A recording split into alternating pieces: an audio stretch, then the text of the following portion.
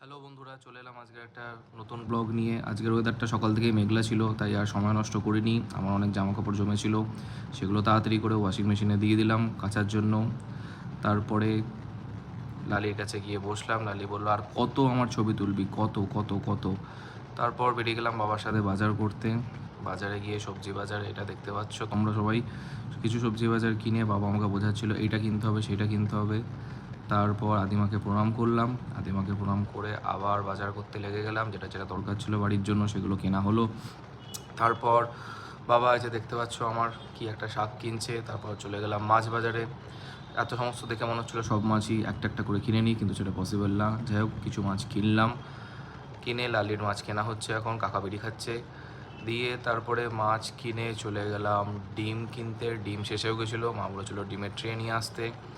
দিয়ে মুদিখানার কিছু মাল কিনলাম। কিনে তারপর এলাম লালিকে বোঝাতে যে এখন ইলিশ মাছ ওঠেনি। তারপরে মা রাত্রেবেলা আজকে ফিশ ফ্রাই করবে, তাই সেই প্রিপারেশান চলছে। জামা কাপড়গুলো কাচা হয়ে গেছিলো, শোকাতে দিয়ে দিলাম। মায়ের কোমর ব্যথা ছিল, তাই মাকে আর ডিস্টার্ব করিনি, নিজেই সমস্ত কিছু মেলে দিলাম। দিয়ে সকালে ব্রেকফাস্ট সেরে নিলাম। সেরে মা দিদার গসিপ শুনছিলাম চা খেতে খেতে, ভালো করেই করছিল তারা গসিপ। দিয়ে মদনদাকে বললাম ছাদটা নোংরা হয়ে গেছে, একটু পরিষ্কার করে দাও। এই হচ্ছে আমার ছাদ থেকে আমার বাড়ির চারপাশের ভিউ। দেখতেই পাচ্ছেন সামনে ছোটো একটা পাহাড় আছে। আর চারিদিকের পরিবেশ আজকে ভালোই ছিল, বৃষ্টি হবে হবে করছিল কিন্তু হয়নি। এই চারিদিকে আমার বাড়ি ঘর। একটু খেললাম পাবজি, তারপর হেরে গেলাম। দিয়ে লাঞ্চ করতে বসে পড়লাম। লাঞ্চ ফাঞ্চ করে বিকেলে মা গেল নিজের বান্ধবীর বাড়িতে। এই সিসি ক্যামেরাতে দেখতে পাচ্ছেন মা বাবা বেরোচ্ছে। তারপর চলে এলাম আমি অফিসে। এটা হচ্ছে আমার অফিস। এখানে কাজকর্ম করলাম অনেকক্ষণ।